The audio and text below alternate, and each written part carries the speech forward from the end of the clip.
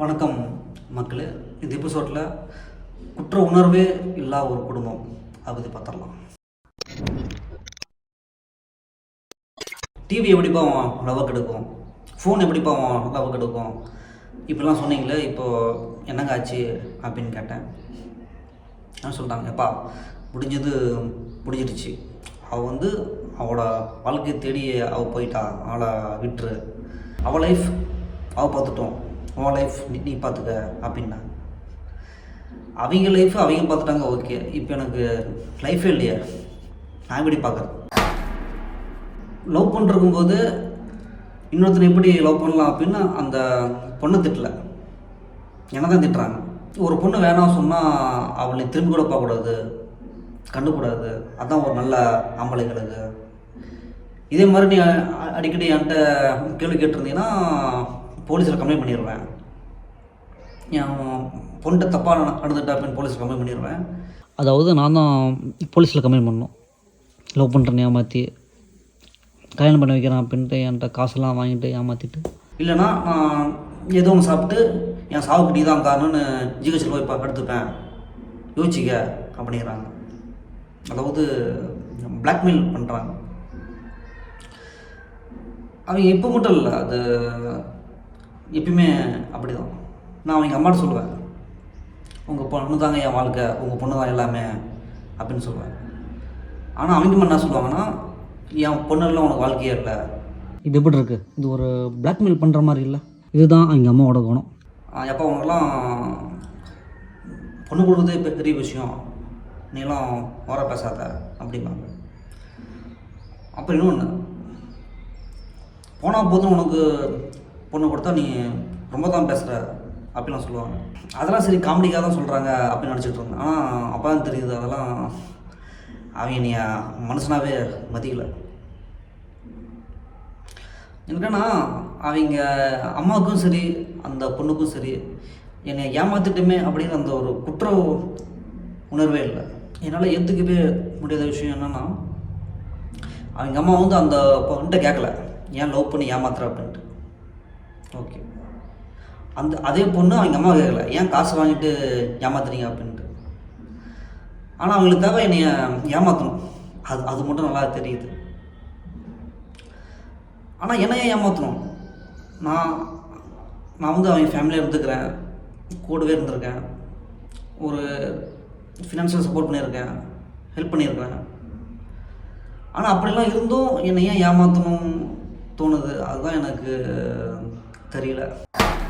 அந்த பொண்ணு சொல்லதா அவங்க அம்மா சொல்கிறாங்க, லவ் ஃபெயிலியருக்கு நீ தான் காரணம், உன்னோட பிஹேவியர் தான் காரணம் அப்படிங்கிறாங்க. கடைசி வரைக்கும் என்ன காரணம் எனக்குன்னு தெரில. சரிங்க, அது என்ன காரணங்க சொல்லுங்களேன் அப்படின்னு கேட்குறேன். நீ தான் காரணம் அப்படின்னு அவங்க போட்டு போயிடுறாங்க. காரணம் இருந்தால் தானே சொல்கிறதுக்கு. என்ன காரணம்? நான் தான் காரணம். எப்படின்னா அவங்க அம்மா மாதிரி எல்லாத்துக்கும் சரி சரி சரின்னு சொல்லியிருந்தா எனக்கு எந்த ப்ராப்ளமே இல்லை. தப்பை எப்படி சரின்னு சொல்ல முடியும்? இப்போ ரோட்டில் உட்காந்து சைட்டு அடிக்கிறாங்களா, சரின்னு சொல்லணும், அது தப்புன்னு சொல்லக்கூடாது. இப்போ அதனால் என்ன சண்டை வரும், பிரச்சனை வரும். ஸோ அதெல்லாம் சொல்லி இது தப்பு அப்படின்னு சொல்லக்கூடாது, சரின்னு சொல்லணும். அதுக்கு பேர் அழகு ரசிக்கிறது. வேலை செய்யாமல் சோம்பேறி இருக்கிறியா, அதை சரின்னு சொல்லணும். அப்படி சோம்பேறியாக இருந்தால் ஃப்யூச்சரில் உடல் ரீதியாக என்ன பாதிப்பு வரும். ஸோ அதெல்லாம் சொல்லக்கூடாது. சோம்பேறியாக இருக்கிறது சரின்னு சொல்லணும். அந்த ஈகோ, ஹெட்வெயிட்டு, இந்த மாதிரி கேரக்டர்லாம் தப்பு அப்படின்னு சொல்லக்கூடாது, இதெல்லாம் சரின்னு சொல்லணும். ஏன்னா இது தைரியத்தின் அடையாளம். இதனால் கேரக்டர் வைஸ் என்னென்ன ப்ராப்ளம் வரும் அப்படின்னு ஃப்யூச்சரில் தான் தெரியும். ஒருத்தன் லவ் பண்ணுறியா, லவ் பண்ணு, சரி. லவ் பண்ணிருக்கும்போதே அவனோட இன்னொருத்த அட்ராக்டான லவ் பண்ணுறியா, சரி லவ் பண்ணு, எந்த தப்புமே இல்லை. இதனால் அவன் எவ்வளோ பாதிக்கப்படுவான், அவன் ஃபேமிலி எவ்வளோ பாதிக்கப்படுவான், அதெல்லாம் எந்த அக்கறையுமே இல்லை. அவங்க அம்மாவுக்கும் பொண்ணுக்கும் எவன் எக்கெடுக்கிட்டு போனால் என்ன அப்படின்னு இருக்கும்போது ஆயிடக்கூடாதா? யார் எக்கெடுக்கிட்டு போனான்னு ஆயிடக்கூடாது. அவங்க அம்மா என் காசு என் குடும்பம் அப்படின்னு இருக்கும்போது நானும் என் காசு என் குடும்பம்னு ஆயிடக்கூடாதா? அவங்க பண்ணால் சரி, அதே நான் பண்ணால் தப்பா?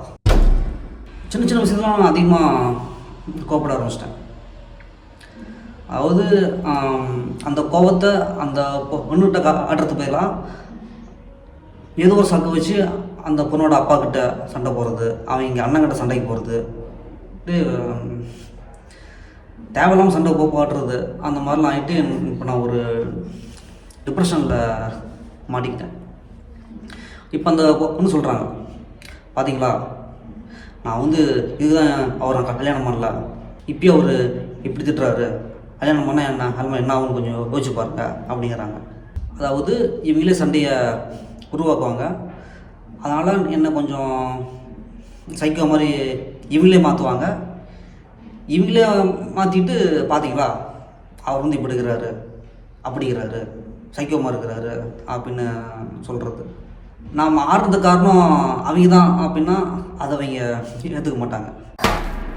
அந்த பொண்ணு என்ன கேட்டுக்கலாம், என்னாச்சு என்ன காரணம் அப்படின்ட்டு. ஆனால் லவ் பண்ணால் என்கிட்ட வந்து கேட்டிருப்பாங்க, இவங்க தான் லவ்வே பண்ணலையே அப்புறம் எப்படி என்கிட்ட கேட்பாங்க. அந்த பொண்ணு எப்போ என்னை வேணாம் அப்படின்னு சொல்லிட்டாங்களோ அப்போயே அம்மா சொல்லிட்டாங்க, வீட்டில் இருக்காதையும் காலி பண்ணிடுங்க அப்படின்ட்டு. அப்புறம் அவங்க அம்மாவும் அந்த பொண்ணும் என்கிட்ட வந்து பேசுனால தான் சரி அம்மா இருமா எனக்காக இருமா அந்த பொண்ணு மைண்டுமா வரும் அப்படின்னு அம்மாட்ட சொல்லி அம்மா வந்து என்னை திட்டி இப்போது என்னால் தான் அவங்க வீட்டில் இருக்காங்க. நானே சொல்லிட்டேன், சரிம்மா காலி பண்ண சொல்லியிருக்கம்மா அப்படின்ட்டு அம்மா சொல்லவும் அம்மா இப்போ தான் சந்தோஷப்படுறாங்க, இப்போ தான் உனக்கு புத்தி வந்துக்குது அப்படின்ட்டு. அப்புறம் அம்மா அப்பா 2 பேரும் போய் சேர்ந்துட்டு ஒரு டேட் சொல்லிட்டாங்க, இந்த டேட்டில் காலி பண்ணிடுங்க. அம்மாக்கிட்ட அப்பாக்கிட்ட சரின்னு சொல்லிட்டு என்கிட்ட வந்து திடீர்னு காலி பண்ண சொன்னால் நாங்கள் எங்கே போவோம், என் பொண்ணு வேணாம் அப்படின்னு சொன்னதுனால என்னை காலி பண்ணி வைக்கிறியா, இதெல்லாம் தப்பாக தோணலையா அப்படிங்கிறாங்க. நான் அந்த ஃபேமிலிக்கு தேவையில்ல, அதனால் அவங்க அம்மா இந்தந்த காரெலாம் சொல்லி லாஜிக்கே இல்லாத காரெலாம் சொல்லி என்னை வேணாம் அப்படின்ட்டு சொல்லிட்டாங்க. 1 வீக் கழித்து நான் அந்த ஃபேமிலிக்கு தேவை. இப்போது அவங்க அம்மா மாற்றி மாற்றி பேசுகிறாங்க, அது ஏன் என்ன காரணம் அடுத்த வீடியோவில் சொல்கிறேன்.